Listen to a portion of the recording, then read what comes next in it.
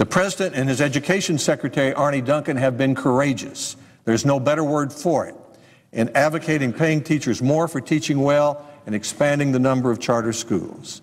These ideas are the holy grail for school reform.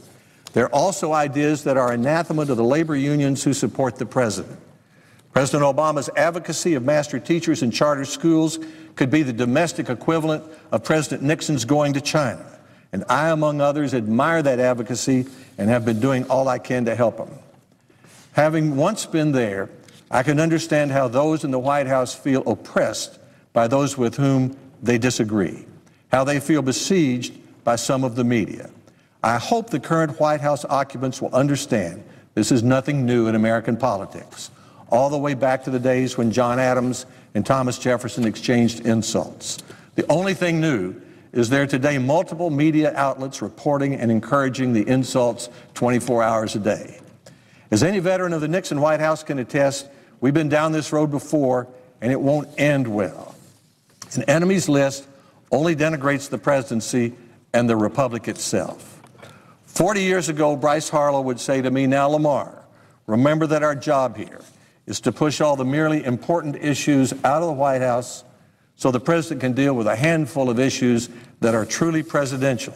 Then he'd slip off for a private meeting in the Capitol with Democratic leaders who control the Congress and usually find a way to enact the president's proposals.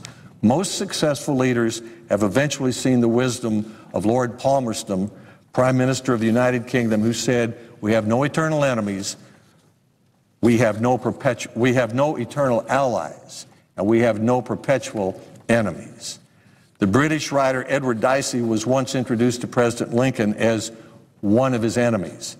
"I didn't know I had any enemies," was Lincoln's answer, and Dicey later wrote, "I can still feel as I write the grip of that great bony hand held out to me in a token of friendship." So in conclusion, Mr. President, here's my point.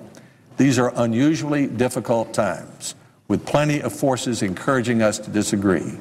Let's not start calling people out and compiling an enemies list.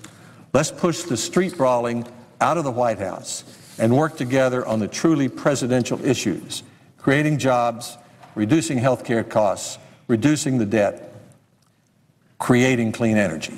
Thank you, Mr. President. I want to ask you